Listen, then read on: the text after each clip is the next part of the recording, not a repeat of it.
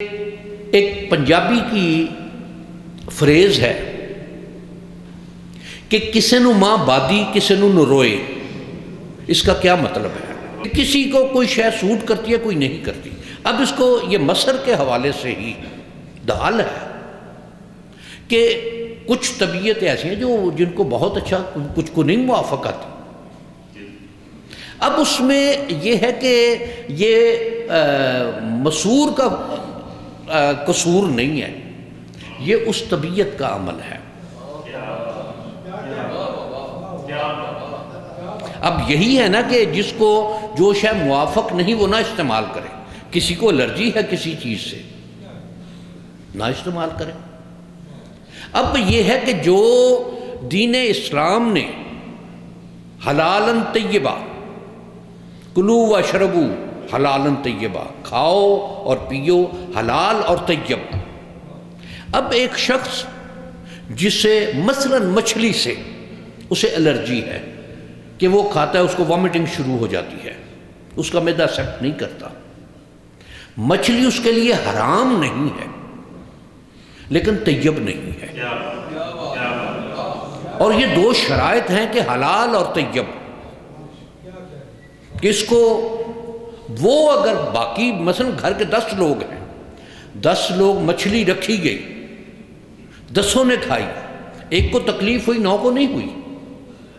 9 کے لیے وہ حلال بھی ہے طیب بھی ہے، 10ویں کے لیے حلال ہے طیب نہیں ہے. یہ ایک بات آ گئی کہ یہ قرآن مجید نے حکم دے دیا. اب اگر کوئی شخص یہ کھائے ایسی چیز جس سے اسے تکلیف ہوتی ہے تو اس نے قرآن کے حکم کی خلاف ورزی کی. کلو واشربو حلالاً طیبا. اب مثلاً کولڈ ڈرنک ہیں، ایک شوگر پیشنٹ وہ اگر بوتل پیے گا نارمل تو اس کو شوگر ہائی ہوگی،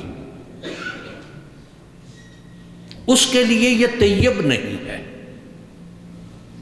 یہ چیزیں اب یہ شفا اور رحمت ہے. اب شفا کیا ہے کہ وہ بتا دیا گیا کہ یہ دھیان رکھو کہ کون سی شے تمہارے لیے طیب نہیں ہے. پھر حلال کی کیفیات بھی بتا دی کہ یہ اس طرح کا مرغی ہے، بڑا خوبصورت مرغا پلا ہوا، اس کو ذبح کیا گیا، چھری چلائی گئی اس کی گردن پر، لیکن چھری چلانے میں جتنا حصہ کٹنا چاہیے اس سے زیادہ کٹ گیا، جتنا بتایا گیا اس سے زیادہ، مثلا گردن الگ ہو گئی. اب وہ حرام ہو گئی. طیب شاید وہ رہے لیکن حلال نہیں رہے. اب شرائط جو ہیں وہ 2 ہیں، طیب اور حلال اور طیب، کہ یہ 2 شرائط ہوں.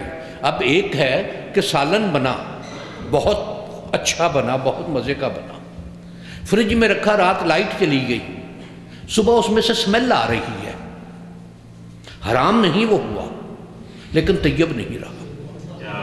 اب جو کھائے گا وہ بیمار ہوگا اس سے.